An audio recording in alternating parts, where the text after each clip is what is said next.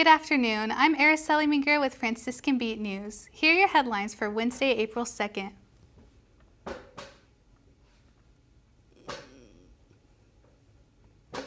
WTOV reports a Tuscarawas County plane crash claimed the life of a pilot Tuesday evening.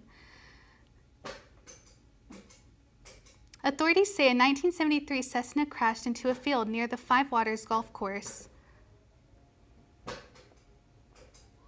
and Mill Road just after 5 p.m. Emergency crews had difficulty reaching the scene, which was across the Tuscarawas River. A witness golfing nearby reported hearing the plane crash, sputtering before it circled and ultimately nosedived into the ground. The Ohio State Highway Patrol has confirmed the pilot did not survive. The National Transportation Safety Board and Federal Aviation Administration have been notified and are investigating. WTRF News reports 2 people were arrested in East Liverpool following a drug raid on Avondale Street.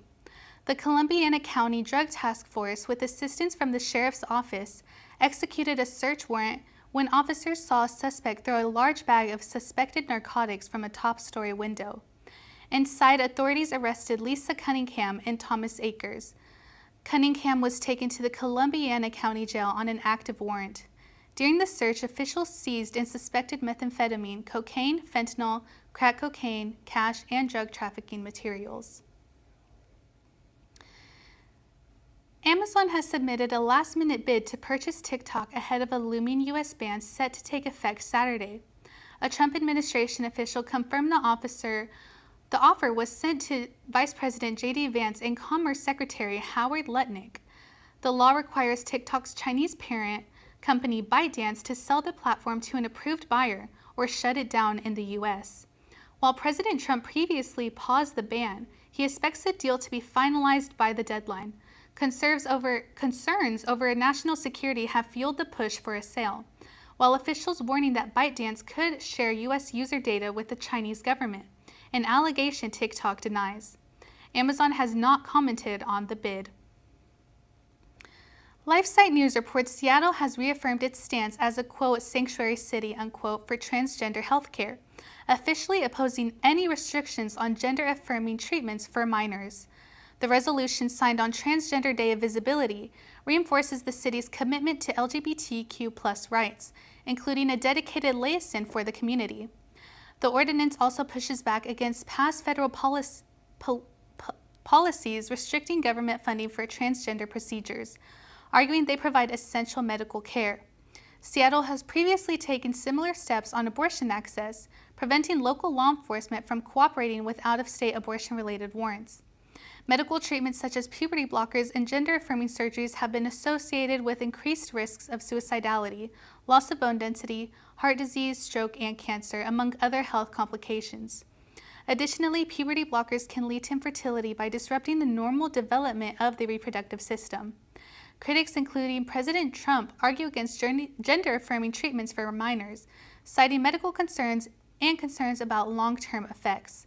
The debate continues as Seattle strengthens its position on reproductive and transgender healthcare access. The AP News reports renewed investigation into a ranch in western Mexico has revealed how the Jalisco New Generation cartel recruits members through online job scams and local government complicity. Authorities say the cartel lures individuals with fake job offers, then forces them into cartel training under threat of death.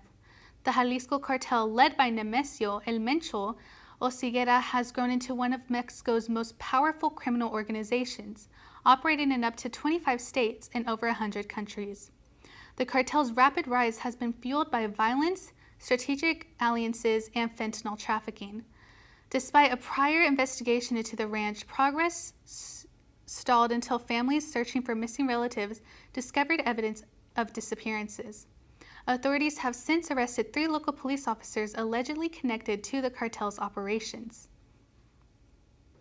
The AP News reports Disney's live-action Snow White struggled at the box office, opening with just $43 million domestically, despite a massive $250 million budget.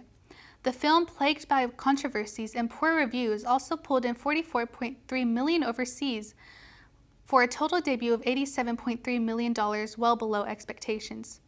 Criticisms over CGI dwarfs, star Rachel Zegler's past comments, and production delays hurt the film's momentum. With a 43% rating on Rotten Tomatoes, Snow White opened weaker than past Disney remakes like Dumbo and Cinderella. Meanwhile, Warner Brothers also faced a tough weekend. The Robert De Niro lead Alto Knights flopped with just $3.2 million, and Bong Joon-ho's Mickey 17 continues to underperform. The box office slump continues into 2025 with overall earnings down nearly 7% from last year. Now for the weather report. Today we had a rainy day with cloudy skies with a high of 68 degrees and a low of 61 degrees. Tomorrow expect more rain with a high of 71 degrees and a low of 55. Friday we can have a drop of temperatures with a high of 58 degrees and a low of 48 degrees. We can expect rain again on Friday in the early morning. Thanks for tuning into this Franciscan Beat News Brief. We will see you tomorrow. Good night and God bless.